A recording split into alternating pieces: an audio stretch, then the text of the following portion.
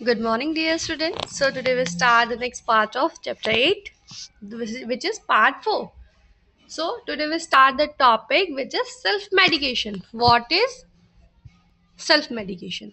So, according to the WHO, World Health Organization has defined the self medication as the selection and use of medicine by the individual to treat self-organized illness or symptom, which means whenever patient want to take medicines for own choice from the OTC center या from the retail pharmacy. So they can take medicine without prescription, or it is their own choice, which is called self selection or self medication. Self selection may also defined as the use of non prescription medicine by the people on their own initiative. Use of medicine by a patient on his own initiative or on the recommendation of non-professional or a lay person instead of seeking advice from the healthcare provider, which means कि self medication जो होता है उसमें patient जो है non prescription medicine लेता है. That means he or she will does not require any kind of registered prescription. That means कि आपको हेल्थ केयर प्रोफेशनल्स को दिखाने की भी ज़रूरत नहीं है और आपको उनसे रिकमेंडेशन लेने की ज़रूरत भी नहीं है.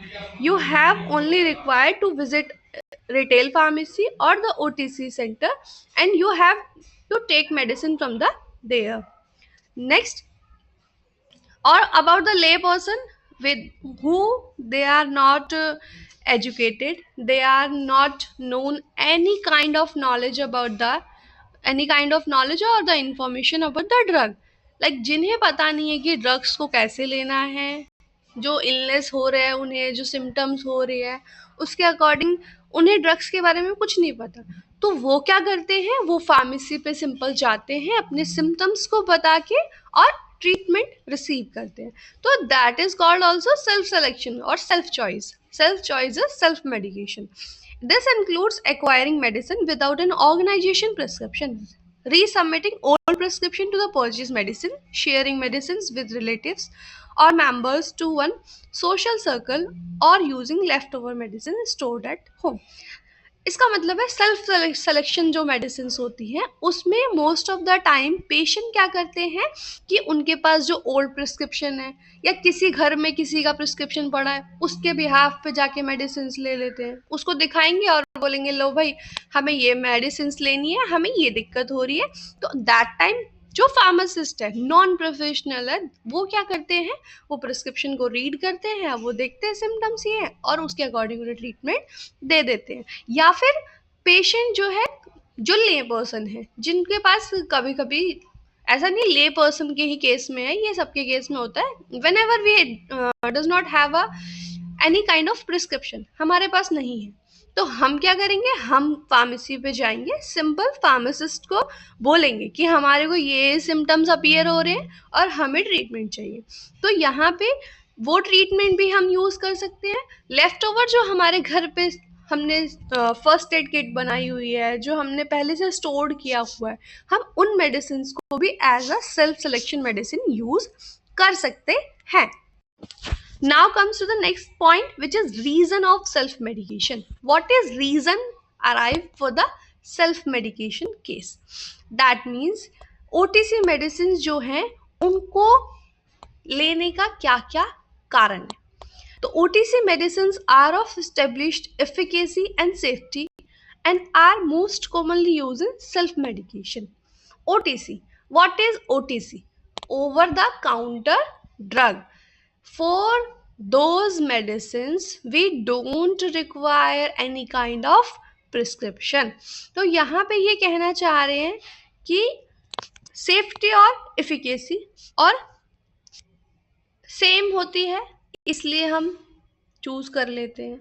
समटाइम्स पीपल नहीं चाहते हैं कि उन्हें कोई डॉक्टर्स का प्रिस्क्रिप्शन चाहिए for several regions such as, देखो, inadequate health literacy, socio-economic status, healthcare cost, lifestyle और ready access to drug. That means कि उन्हें अपनी हेल्थ के बारे में प्रॉपर नॉलेज नहीं है, उनके पास उतना प्रॉपर फिनोमेनन में वो नहीं उन्हें जान पाते हैं कि उनको क्या दिक्कत हो रही है, क्या सिम्टम्स अपीयर हो रहे हैं। Socio economic status, that means affordability. Health care course, like वो फिजिशियन को दिखाएंगे, हेल्थ केयर प्रोफेशनल को दिखाएंगे, उसके लिए भी फीस रिकमेंडेड होती है, तो वो भी यहाँ पे सेव हो जाती है। Lifestyle, just because of their lifestyle they don't want to go any kind of hospital, just because कि उनको यहाँ पे कुछ कुछ दिक्कत है कि उन्हें शेयर नहीं करनी है, या अपना अपना फिनोमिनन। यहाँ there is lots of factor to discuss about the reasons. Access of drug, the increased potential to manage certain ailments through self-care, the influence of advertisement, ease, greater availability in medicine in the market.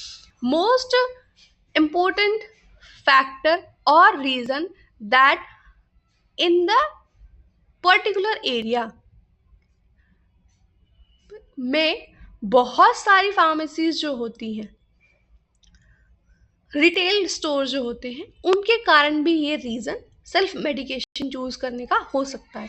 Just because pharmacist जो है उसे pharmacy पे दवाइयाँ रखनी है और जो patient है उसे जाके सिम्टम्स बताने हैं, तो वो वहाँ पे क्या कर रहे हैं, उन्हें पता है कि जो माइनर एलमेंट्स है, एलमेंट्स मतलब होता है बीमारी, छोटी जो बीमारी है, जैसे कि मैंने पहले भी आपको बताया, जैसे cold, cough, sneezing, diarrhoea, constipation, इनके लिए पेशेंट क्या करते हैं, most of the time self care ही लेते हैं। वो उन्हें इजीली मार्केट में एक्सेस हो जाता है मेडिसिन का फार्मेसी से, और वो वहाँ से इजीली उन्हें लेके, या फिर कहीं पे एडवर्टीजमेंट देखा, तो there is lots of source to collect self selection medicine. तो इसीलिए यहाँ पे ये इसके फैक्टर्स हैं।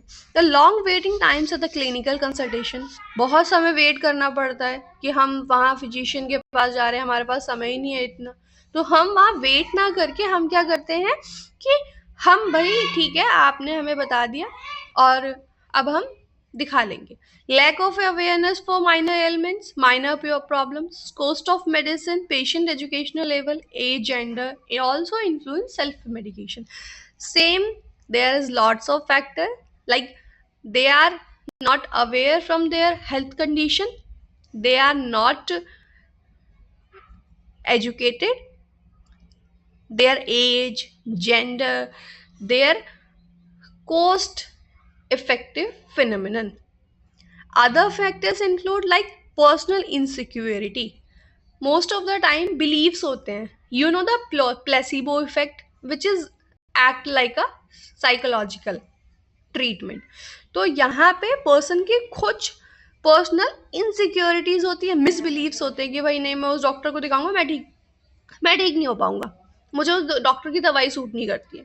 तो मोस्ट ऑफ द टाइम हम क्या करते हैं, बेटर देन कि हम कहीं और फिजिशियन को दिखाएं, हम खुद ही सेल्फ केयर कर लेते हैं, which is risky. But in case of emergency, it is useful for the patient who ever suffer from the minor ailments. Fear of job loss due to diagnosed disease. Most of the time हम pharmacy physician को दिखाने जा रहे हैं, हम छुट्टियां ले रहे हैं, तो ये फैक्टर हो सकता है कि हमें फियर हो, साइकोलॉजिकल फियर होता है कि हाँ भाई जॉब ना चली जाए, डिजीज है तो ये मैं बता दूंगा तो ऐसा हो जाएगा। मेंटल इलनेस, प्रेशर ले रहे हैं, quick relief of pen and depression and even ignorance. Most of the time होता है कि भाई उस चीज को ठीक करते करते हम डिप्रेस्ड हो जाते हैं कि भाई ये क्या चल रहा है। Next comes to the benefits of self-medication. The benefits associated with the appropriate self-medication includes convenient method to treat minor ailment that don't require a doctor consultation. देखो मोस्ट इम्पोर्टेंट बेनिफिट अगर हम ले लैंग्वेज में बात करें तो सबसे पहला क्या है, हेल्थ केयर फिजिशियन को दिखाने की जरूरत नहीं होती है माइनर एलिमेंट्स के लिए। यहाँ पे क्या कर रहे हैं, increase access of medication and relief for the patient. That means कि जो हमारा over the counter phenomenon work कर रहा है, दैट मीन रिटेल फार्मेसी जो काम कर रही है उसके लेवल को इंक्रीज कर रहे हैं और वहां से दवाई लेके ये पेशेंट को ट्रीट कर रहे हैं। Individual can play active role in health care. That means अगर हमें पता है हमारी हेल्थ कैसे इंप्रूव हो सकती है, मेरे को क्या सिम्टम्स हो रहे हैं, मुझे क्या नीड है, अभी मुझे किस टाइप का कंसल्टेशन चाहिए, उसके अकॉर्डिंग भी हम सेल्फ मेडिकेशन ले सकते हैं और खुद को ठीक कर सकते हैं। लेकिन कुछ कंडीशंस माइनर से मेजर में कन्वर्ट ना हो, इस बात का ध्यान आपको खुद रखना पड़ता है in the case of self medication. Minor elements can be taken care of by the person. हो सकता है जैसे आप यूजुअली अपने घर में देखते हो, किसी को फीवर हुआ तो मम्मी क्या करती है, पहले वो पट्टी रख देती है गीले पानी की या ठंडे पानी की, और फिर क्या करती हैं, फिर आपको दवाई दे देती है लाइक पैरासीटामोल या जो भी मेडिसिन होती है। तो एट दैट केस वो ये तो नहीं कहती हैं कि फिजिशियन को दिखा लेते हैं या हेल्थ केयर प्रोफेशनल्स को दिखा लेते हैं। तो there is a benefit of self medication. So like it increases the availability of health care in deprived rural, remote and hilly areas to reduce the pressure on medical services. अगर जैसे हम कहीं घूमने जाते हैं at the time of tour at the hill station, अगर वहाँ कोई फिजिशियन है, हेल्थ केयर प्रोफेशनल है, उसका जो हॉस्पिटल का डिस्टेंस है वो बहुत दूर है, तो at the time of emergency जो रिटेल फार्मेसी है या जो फार्मासिस्ट हैं वो बहुत ज़्यादा हेल्प करते हैं पेशेंट को रिकवर होने में। वो वहाँ पे होंगे तो पेशेंट इमरजेंसी में दिखा लेगा, वहाँ से दवाई ले लेगा, उसको हेल्प मिल जाएगी। So there is a benefit of self medication. It better use health care provider skills, reduce the burden on government. ठीक है, self it better use like health care professional जो है या प्रोवाइडर्स जो हैं वो क्या कर रहे हैं, उनको बहुत सारी नॉलेज है, उन्हें ड्रग का भी पता है और बॉडी का माइनर टू मेजर पार्ट भी पता है, ऑर्गन्स पता है, सब पता है।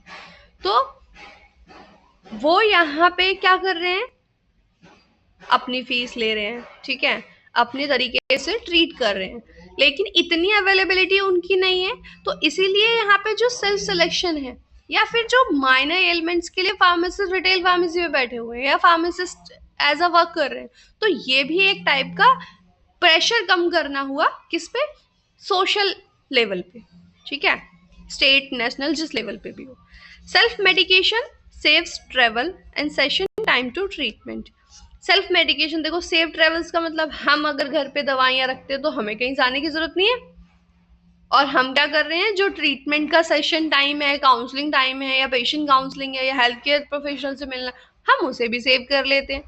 Next, provider are lower cost alternative peoples who can not afford the medicine of clinical services. That means कि ये कॉस्ट इफेक्टिव भी होते हैं, जो लोग अफोर्ड नहीं कर पाते हैं हेल्थ केयर प्रोफेशनल्स की फीस को, उनके लिए भी ये बहुत हेल्पफुल होते हैं। Now comes to the next slide, how to avoid or minimize the danger of self-medication. Educate the public about the danger of indiscriminate use of drug or medicine. That means कि हमें उन्हें उसे difference बताना है कि भाई तुम इस लेवल तक लोगे तो ये आपको बेनिफिशियल इफेक्ट देगी, अगर तुम इससे ज़्यादा यूज़ करोगे तो आपके लिए ये एब्यूज मिसयूज करोगे तो आपके लिए क्या कर सकती है, टॉक्सिसिटी क्रिएट कर सकती है, आपकी बॉडी को खराब भी कर सकती है।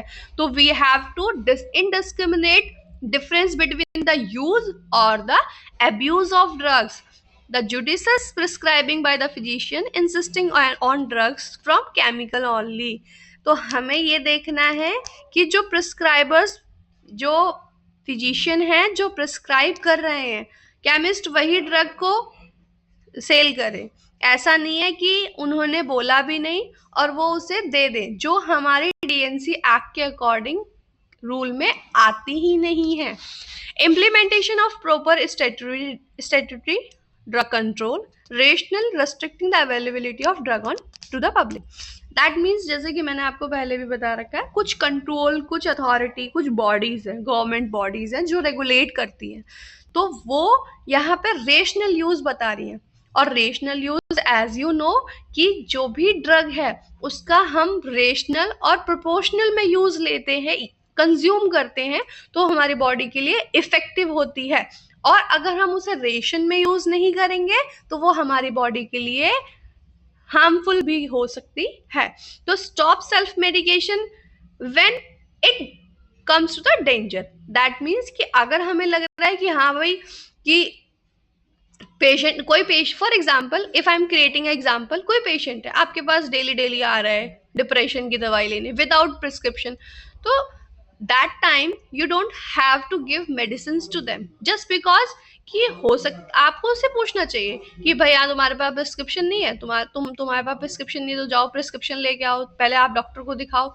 इस टाइप से अगर हम थोड़ा सा भी उस चीज पे वर्क करते हैं तो हमारा जो सेल्फ मेडिकेशन डेंजर हो रहा है हम उसे प्रिवेंट कर सकते हैं। और हमारी फार्मेसी हमेशा कहती है in terms of pharmacy what we can say, prevention is better than cure. हम उसे पहले ही प्रिवेंट करके चलेंगे तो हम उसे क्योर कर सकते हैं, अदरवाइज पेशेंट्स की लाइफ सेफ नहीं होगी। So this is about today's lecture. Thank you for listening to me.